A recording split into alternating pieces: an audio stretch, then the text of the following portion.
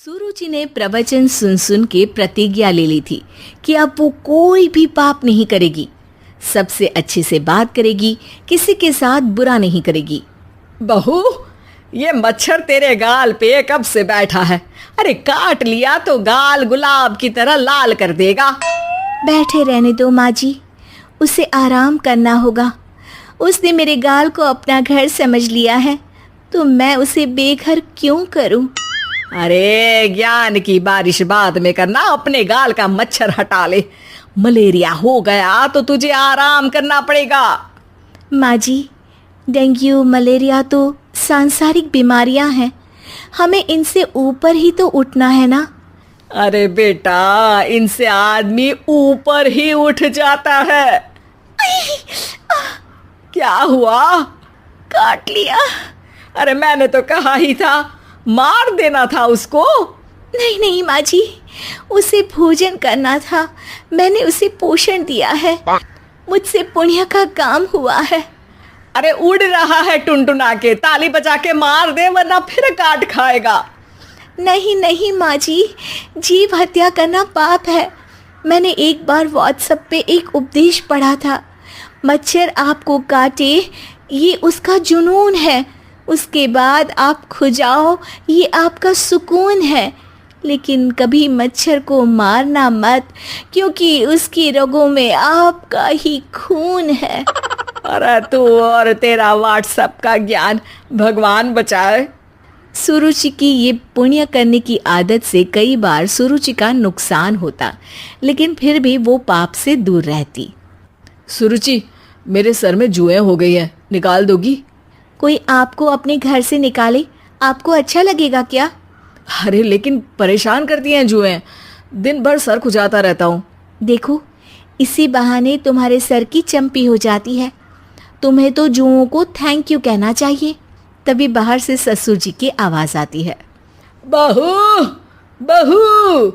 अभी आई बाबूजी। बेटा सुनो, ये देखो चाय में ना मक्खी तैर रही है, दूसरी चाय ले आओ जाओ। ला दूंगी, पर मक्खी मत हटाइएगा। अरे क्यों बेटा? मक्खी चाय का सेवन कर रही है, अच्छा थोड़ी ना लगेगा आप बीच में अडंगा डाल देंगी तो। आपको अच्छा लगेगा क्या अगर कोई आपकी चाय छीन ले? अरे पर निकालूंगा नहीं तो मक्खी मर जाएगी बेटा। नहीं नहीं बाबूजी, आप उसे पीने दीजिए, पीकर उड़ जाएगी। लेकिन बाबूजी मक्खी के साथ ही चाय पी जाते हैं। ये क्या किया बाबूजी? अरे मक्खी सिर्फ चाय ही क्यों पिए, आज सुबह मैंने मिठाई भी खाई है, पेट में ही है, वो पेट में चाय भी पीती रहेगी और मिठाई भी खाती रहेगी। सुरुचि को समझ में नहीं आता कि वो बाबूजी के इस कारनामे पर क्या जवाब दे। वो सास के पास जाती है। सास के हाथ में एक खटमल मारने की दवाई है। माँ जी, आपके हाथ में ये क्या है? अरे बेटा, तू तो बीए पढ़ी है, इतना तो पढ़ने में आया ही होगा कि ये खटमल की दवाई है। माँ जी, आप क्यों मार रही हैं खटमल? मत मारिए माँ जी, आप अपनी नींद के लिए खटमलों को हमेशा के लिए सुला देना चाहती हैं। अरे अब चुप भी हो जाओ देवी, पुरानी दवाई है, एक्सपायर हो गई है, फेंकने जा रही हूँ, नहीं मार रही हूँ खटमल। और वैसे भी खटमल से ज्यादा तो तूने हमारी नींद हराम कर रखी है। माँ जी, पुण्य करना चाहिए, आपको तो ज्यादा करना चाहिए, आपकी तो उम्र भी हो रही है। अरे उम्र से याद आया, बैंक में जाकर जन्म तारीख सही करवानी है, तैयार हो जा, कल स्कूटी चला के ले जाना मुझे। अगले दिन सास घर से निकलने से पहले दही शक्कर खा रही है और जल्दी जल्दी में हाथ नहीं धोती। बहू स्कूटी निकालती है और सास ताला लगाती है। ताला लगाते वक्त शक्कर के दाने ताले पे रह जाते हैं और दोनों सास बहू हड़बड़ी में घर से बाहर निकल जाती हैं। अच्छा हुआ कि तेरी स्कूटी में सेल्फ स्टार्ट है, वरना तू तो बोलती कि मैं किक नहीं मारूंगी, किक मार दी तो पाप लगेगा। माँ जी, इस तरह मजाक करना भी पाप होता है। दोनों सास बहू बैंक पहुंचती हैं। अभी लंच टाइम है, बाद में आना। अरे भाई साहब सुन तो लो, करवाना क्या है? अरे जन्म तारीख बदलवानी है, कैसे बदलेगी? अब किसी और तारीख को पैदा हो जाओ।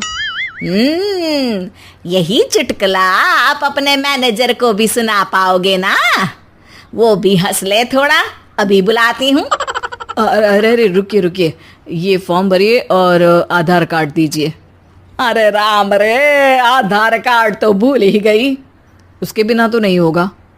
अरे बहू जा घर से जल्दी से मेरा बटुआ उठा ला, उसमें मेरे सारे कार्ड रखे हैं। जा जा जल्दी लेकर आ, वरना बैंक बंद हो जाएगा और कल मुझे अपनी बहन के यहाँ भी तो जाना है ना। जी माँ जी, अभी गई और अभी आई। अरे रुक, चाबी तो लेकर जा घर की। बहू जल्दी से घर पहुंचती है, लेकिन घर पहुंचते ही देखती है कि ताले पे बहुत सारी चींटियां हैं, जो माँ के ताला लगाते वक्त हाथ से ताले पे शक्कर छूट जाने के कारण आ गई थी। चींटियां हट जाओ, मुझे आधार कार्ड निकालना है। बहू चींटियों को हटाती नहीं है, उनसे मिन्नतें करने लगती है। सुनो, हट जाओगी तो और भी शक्कर के दाने खिलाऊंगी। अभी सास का काम बहुत ज़रूरी है, मेरी बात सुन लो, मान लो। मैंने तुमको हटाया तो पाप हो जाएगा। चींटियाँ कैसे सुरुचि की बातें सुनती जब घर में ही उसकी कोई नहीं सुनता था। शाम हो जाती है पर चींटियाँ हटती नहीं है। तभी सास वहाँ ऑटो से आ जाती है। अरे कहाँ रह गई तू? बैंक भी बंद हो गया। माँ जी, ताले पे चींटी। सास पूरा माजरा समझ जाती है और बहू से कहती है, एक बात बता, सोच के देख, अगर मुझे खून की बोतल चढ़ानी पड़ी और उस पर चींटी बैठी हो, तो बोतल से चींटियों को हटा के मुझे बचाएगी या चींटियों को वहीं बैठा रहने देगी? माँ जी, ऐसा होगा ही नहीं।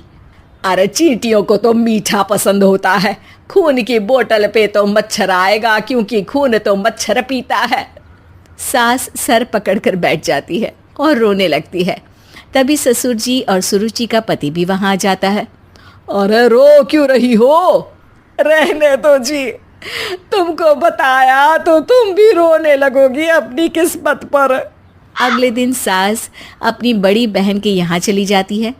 पति अपना काम कर रहा होता है और सुरुचि उसके पास जाकर कहती है, ये जुएं ख़त्म करने की दवाई है, मैं मालिश कर देती हूँ। अरे लेकिन तुमको पाप नहीं लगेगा? अपनों की खुशी के लिए अगर छोटे मोटे पाप करने पड़े तो वो पाप अच्छे हैं जी।